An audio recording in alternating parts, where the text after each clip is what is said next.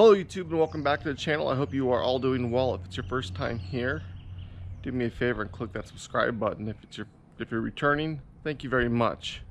So today is a nice, quick, short video, but it seems like in all my videos lately, all I've done is I've worked on the Pioneer, on some how-tos and whatnot, because I'm getting ready for riding season. I do have a big ride coming up Easter Sunday, so hopefully I can get some footage.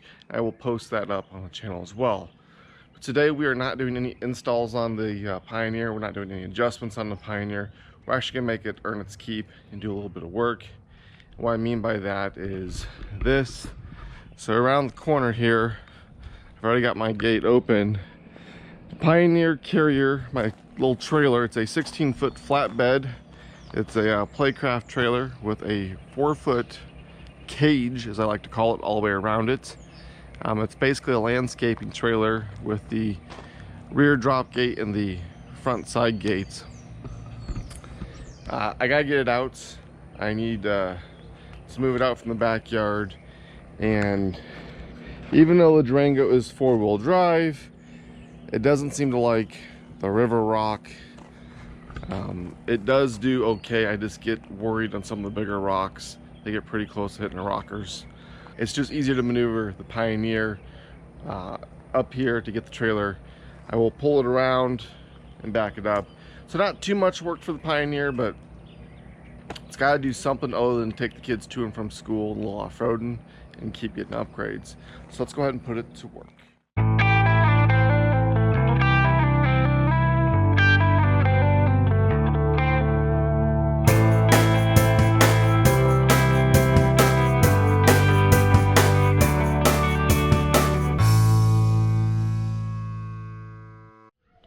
Let me show you what I go ahead and I do here. So I'm moving this trailer back and forth. My goal is not to mess up the transmission by any means, because I know it's at the maximum weight limit for the Pioneer. So I haven't hit any bumps yet. So I have it hooked up. I don't have anywhere to put the tire chains. But if you look, the shocks are pretty collapsed. And that's the beauty of these load leveling shocks. I can actually see it in the camber here. By the time I get to the road, and I'm only going to drive up to the road and back up in here, back the trailer up right here, those shocks will be back up to level. So let's go ahead and let's get that done. I'll let the Pioneer have a little bit of a rest before we take out and play tomorrow. So every time I go ahead and I move the trailer with the Pioneer, I look at the terrain I'm on and what I'm dealing with, and that determines on which turf mode I'm going to use, or which differential I'm going to use. Anytime you're moving a trailer, you always want to use your low range. But when I'm on, you know, the river rock or the gravel up there, I always like to put it in 4-wheel drive. Now, right before I go off the curb to get onto the asphalt, I will stop. I like to shift it into turf mode to give it that 3 or 4 feet to make sure the rear end unlocks. I like to be as easy as I can on the drivetrain. But there's no reason to be in turf mode, even with all the weight back there, to not use a 4-wheel drive on here. Just to be as easy as you can on the drivetrain. Anytime I'm backing up, I want to make sure that I'm not slipping the clutches. I get just enough to get the trailer moving, and then I apply a little bit of throttle so the clutches aren't slipping. Remember, my 1-year review, I wish this thing had a lower low range and had a lower reverse. The new Talon, I guess, has a lower reverse. I'm curious to see if that gear is interchangeable with these, but until then, we're gonna make do with what we have. So let's go ahead and get this thing moved.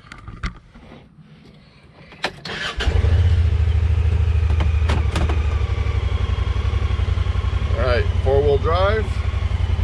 It does say, I don't know if it's shown on the camera, diff locked rear and 4-wheel drive. I do not have the front differential lock because it's not required. I don't need to buy in the front end. So let's see if we can get going.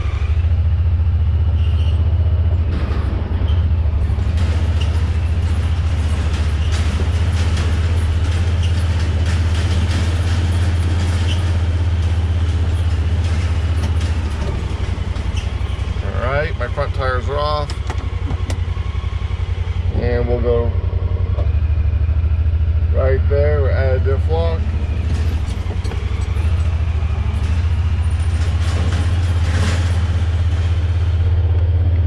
So one of the things you do have to watch when towing a big trailer like this is, I don't know if you can see, it's really easy to jackknife these trailers. Remember, I'm at the weight limit.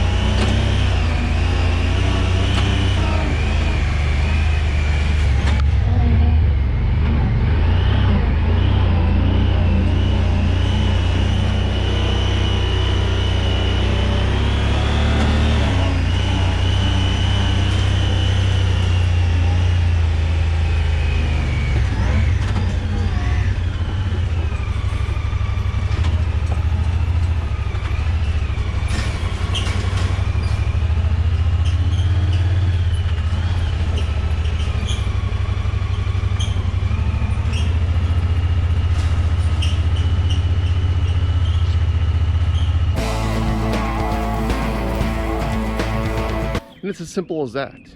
So make sure that if you got a UTV or Pioneer or anything else out there and you're gonna use it for work like these are designed to do, read your owner's manual. Don't exceed the maximum weight of the manufacturer. Now I know I'm right at the weight limit. I know the trailer, when I added the sides, I'm right around 2,000, 2,100 pounds. Maximum towing capacity for this thing is 2,000 pounds. But you know what? It does it just fine. I don't take it very far.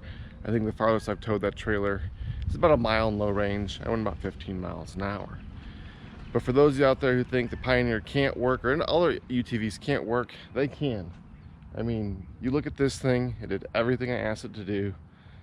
It left minimal marks in my yard, so my wife won't get mad at me. So go ahead and leave me a comment below on what you do. Do you use your UTV to work, or do you just use it for play? The beauty of the Pioneer is you can use it for work and play. So leave me a comment below what you do. Don't forget to give me a big thumbs up if you like the video. Don't forget to subscribe, and until next time.